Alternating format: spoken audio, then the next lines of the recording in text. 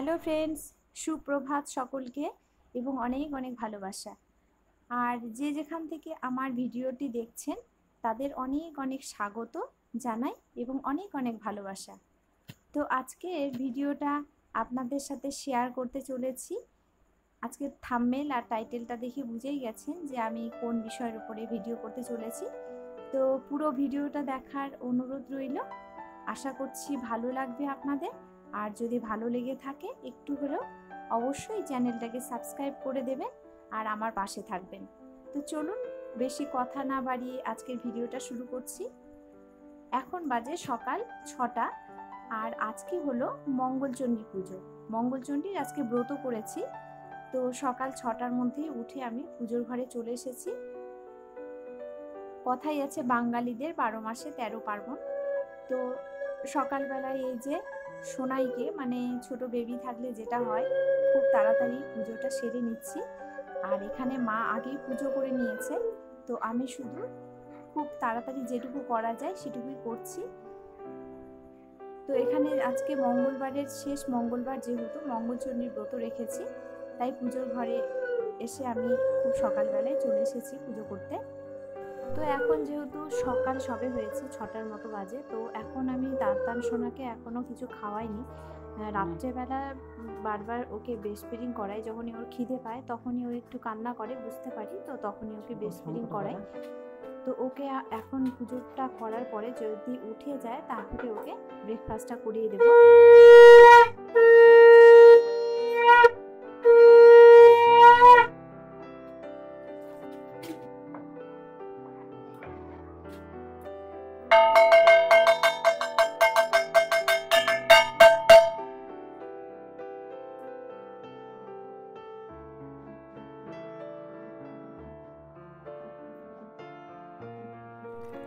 তো এখন প্রায় 6:30টার মতো বাজে আর সোনাই এখনও ওঠেনি ঘুম থেকে। তো এটা আমি একটু গরম জলের মধ্যে সাবুটা আজকে ভিজিয়ে রাখবো।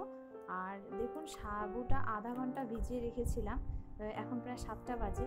একদম মানে কি বলবো, খুব ভালোভাবে একদম মানে সিদ্ধ হয়ে যাওয়ার মতনই হয়েছে। তো এখন আমি একটা প্যানের মধ্যে এটাকে পরিমাণ মতন জল দিয়ে বসিয়ে দেব। আর এটাই আজকে সোনাইকে সকালবেলা ব্রেকফাস্ট হিসেবে দেব। তো প্রতিদিন খাদ্য তালিকা কিন্তু একরকম রাখি না সোনায়।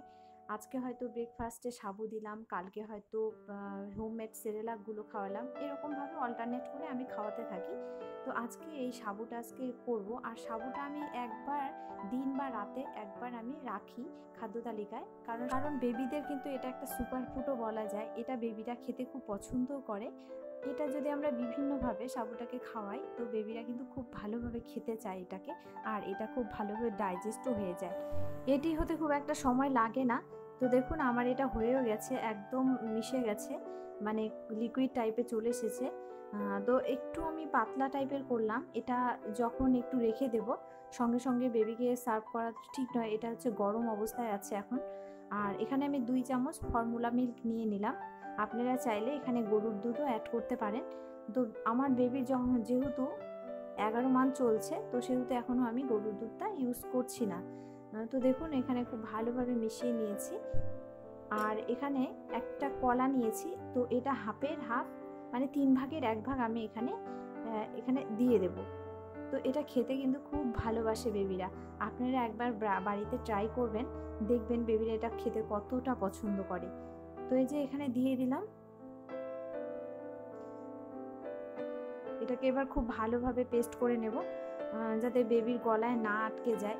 আর আমি চামচের সাহায্যে খুব ভালোভাবে ম্যাশ করেও নিয়েছি। এরগুলো এখন ঘোরা সকালবেলা ঘুরতে হবে, বিকালবেলা ঘুরতে হবে, দুপুরবেলা ঘুরতে হবে দিদুনের সাথে, তাই না? আর যে টনি কি করছে বাবা? টনি কি খাচ্ছিস তুই? ঘাস? এই যে টনি টনি ঘাস খায়, দেখছো? তো এই যে আমার বাবু মশাই উঠলেন এখন, সকাল 7টা বাজে। আর উঠেই দাদু ভাই দিদুন সবার সাথে, দিদি ভাই সবার সাথে একটু খেলু হবে, তারপরে হবে খাওয়া দাওয়া। তো সোনাইকে আমি খাইয়েও দিয়েছি। তো তো তারপরে আজকে যেহেতু উপোস আছি, উপোস ব্রত রেখেছি, তো আজকে আমি তো কোনো অন্ন বা ভাত খাবো না, সেই জন্যই আমার আজকে খাদ্য তালিকায় অন্ন ছাড়া এগুলো খাবার থাকবে। তো এখানে জবের ছাতু আর হচ্ছে একটু গুড় নিয়েছি আর কলা, এটা হচ্ছে সকালবেলায় ব্রেকফাস্ট হিসেবে করছি। তো দেখতে কিন্তু খুবই বাজে লাগছে দেখুন, কিন্তু খেতে কিন্তু ভীষণই টেস্ট হয়েছিল, ভীষণই টেস্ট, এতটা টেস্ট হয়েছে বলার কথা নয়। এখন বাজে 11:15, আর সোনাইকে আজকে একটাই ফল দেব, সেটা হচ্ছে মৌসুম্বি। প্রতিদিন আমি 2টো করে বা 1টা করে ফল খাওয়াই, আর সেটা 12টা থেকে 12:30টার মধ্যেই খাওয়ানোর চেষ্টা করি ডাক্তার সাজেশন অনুযায়ী।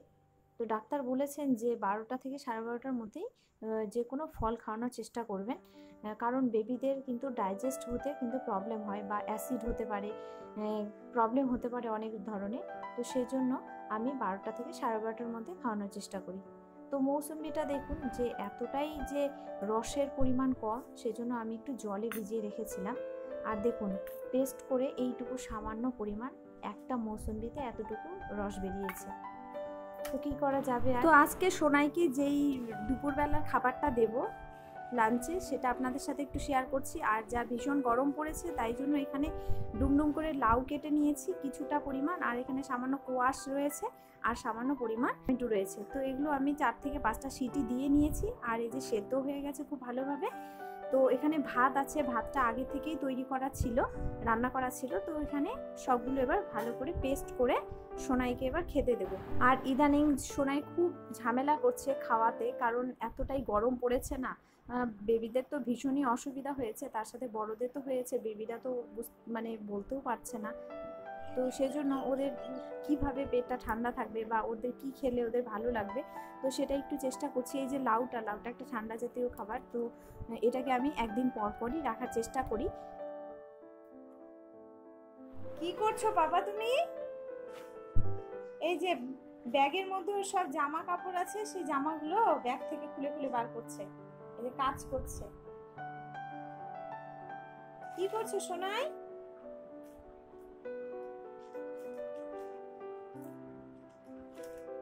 দুষ্টুমি হচ্ছে, কি করছে? গুড ইভিনিং বন্ধুরা, এখন বাজে বিকেল 5:30, আর সোনাই ঘুমিয়েছিল খাওয়ানোর পরে দুপুরবেলা।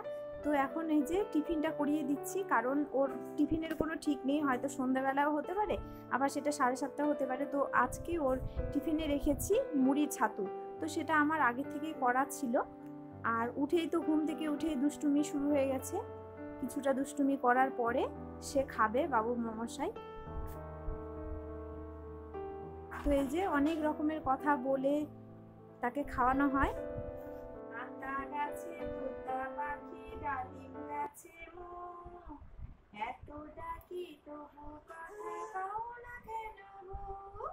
তাহলে ভিডিওটা আজকে এই পর্যন্ত শেষ করছি। দেখতে দেখতে যারা ভিডিওটি শেষ অবধি চলে এলেন, আশা রাখছি তাদের ভিডিওটি একটু হলেও ভালো লেগেছে। যদি ভালো লেগে থাকে অবশ্যই চ্যানেলটাকে সাবস্ক্রাইব করে দিয়ে আমাদের পাশে থাকবেন, আর আপনাদের করা লাইক আমাকে অনেকটা মোটিভেট করবে নেক্সট ভিডিও দেওয়ার জন্য।